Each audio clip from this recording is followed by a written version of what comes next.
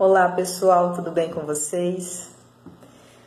Gente, eu resolvi gravar esse vídeo porque vários pacientes acabam me questionando sobre esse tema e muitas pessoas também pelo Facebook, pelo Instagram, né, no direct, acabam me perguntando o que é o melhor, o que a gente deve fazer. Se a gente deve ou não se alimentar a cada 3 horas. Se isso realmente é a melhor opção para o nosso organismo, se isso faz bem, se isso é prejudicial, né? Porque você escuta uma pessoa falando uma coisa, o outro profissional falando, tendo outro tipo de opinião a respeito desse tema. Então, eu vou falar o que eu penso a respeito, tá?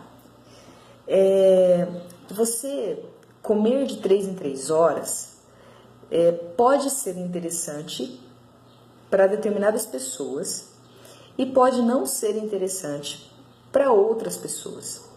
Tudo isso varia de acordo com as suas necessidades, de acordo com a sua rotina e de acordo com os seus sintomas também. Então vamos pensar assim, você tem compulsão alimentar. E vamos pensar que geralmente tua compulsão é no final do dia, que da maioria das pessoas é assim que funciona, né? A compulsão vem a partir das 5 da tarde, então ou às 5, ou às 6, ou às 8, ou às 7, 8, 9, enfim, né? A partir desse horário é geralmente o horário que as pessoas apresentam maior quadro de compulsão. Então, maiores momentos de compulsão. Então, o que acontece? Vamos pensar que você vai comer só quando você sentir fome.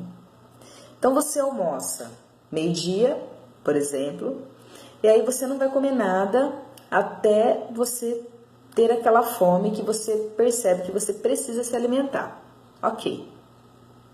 Aí, essa fome vem lá pelas 8 horas da noite.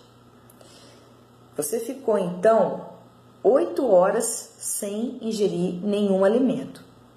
Você acha que às 8 horas da noite, a hora que você for se alimentar, você vai ter equilíbrio emocional para cozinhar aquilo que é mais saudável para você naquele momento? Você vai ter condições, assim, né, de fazer um omelete naquele momento, de preparar uma salada, de fazer um grelhado, ou você vai atrás de uma coisa mais pronta, mais prática, como um lanche, por exemplo, ou então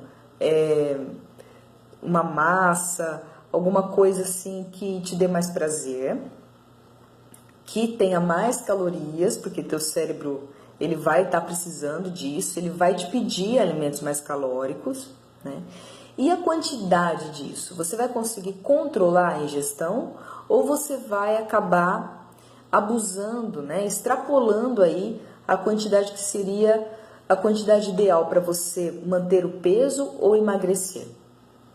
Então, isso é uma coisa que você tem que levar em consideração. Se vale a pena, no seu caso, ou não.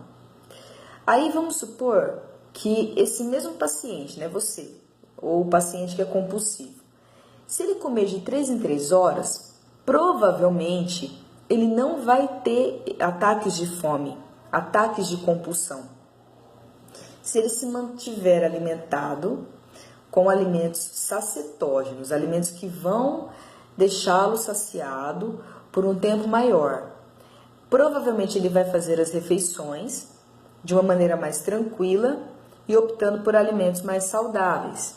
Você não vai ficar desesperado de fome, né? Com fome e acabar procurando por opções prontas, e geralmente as opções prontas não são as melhores, né? Acho que quando a gente está com compulsão, a gente não vai atrás de uma maçã, não é verdade? A gente vai atrás de doce, de chocolate, de pão, de massa, de rosca, o que tiver na tua frente. E isso eu considero perigoso e acho que não é nada interessante.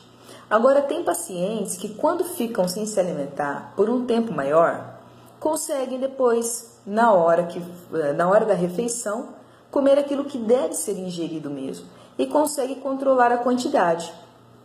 Então aí, ok, sem problemas, né? Sem problema algum. Desde que o seu cortisol, que é o hormônio do estresse, esteja regulado. Porque se ele estiver muito aumentado, provavelmente você aumenta ainda mais os níveis dele e aí você pode ter uma perda aí de musculatura e talvez até algum prejuízo a mais para a sua saúde. Inclusive aumento de glicemia e acúmulo de gordura na região abdominal.